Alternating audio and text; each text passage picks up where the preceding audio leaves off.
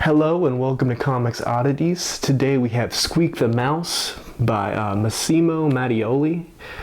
This is famous for being the inspiration behind Itchy and Scratchy on The Simpsons, except this is way more over the top, darker, crazier, and maybe even a little bit more imaginative, as much as I love Itchy and Scratchy.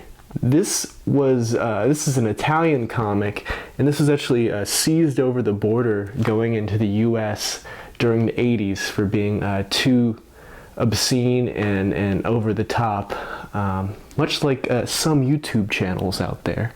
And there was actually like a big trial over this, kind of like Mike Diana with his comics being too crazy, except Mattioli didn't go to prison for this. About a year ago, Fantagraphics put out all 3 books into one big, beautiful collection like you're looking at right now. I actually got this at the Fantagraphics bookstore when I went up and visited Seattle, and I didn't get it at the moment because I already bought so many comics. I'm like, I'm just gonna pace myself. But when I got back home, I couldn't help it. So I had to go online and then just buy this comic immediately. Moral of the story, even if you're going into homelessness, if there's a comic you really want, just go ahead and buy it. At least you have something to read if you're on the streets, you know. So yeah, this book has a very simple but charming and effective art style. I think it's painted with like gouache or watercolor. I'm not 100% sure, but there's like a lot of texture in the color. This comic starts off like a regular like Warner Brothers Tom and Jerry kind of cartoon, but then it progressively gets darker and darker. Squeak the Mouse gets killed by this unnamed cat character, and he eventually comes back as like this zombie seeking revenge and murdering all the cat characters' friends. A lot like Friday the 13th. There's a lot of homages to 80's horror slasher films in here.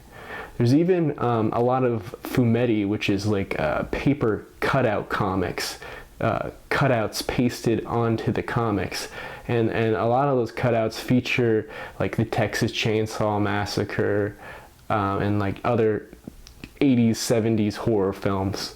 There's even like a scene in here where this cat character, his eyes turn into like a virgin, and it's like an actual pasted on picture from a magazine, and it looks really cool and crazy. I love it. Which I will say there is a lot of explicit sexual content in here. A lot of orgies, a lot of them. Just will let you know before you pick this up. Going forward with the second and third Squeak the Mouse comics, which are also put in this one big book, he goes back to the regular Tom and Jerry meets Friday the 13th, but then it gets even more and more absurd, and he like takes things to the extreme. For instance, like in the second comic, Squeak the Mouse is zapped out of the comic by this like mad scientist using this strange device, and then Squeak the Mouse reads the comic that he's in and finds out what happens to him, and then goes back in the comic and like seeks revenge on the cat. And there's also like one of the comics where they go to this tropical island, and the cat who's turned to a zombie at the time goes underwater, and he like fights this octopus and turns the octopus into a zombie.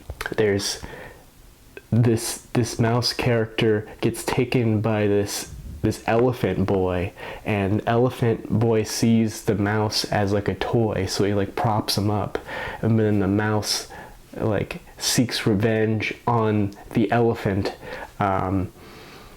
as in kind of like homage to like Chucky Child's Play movies.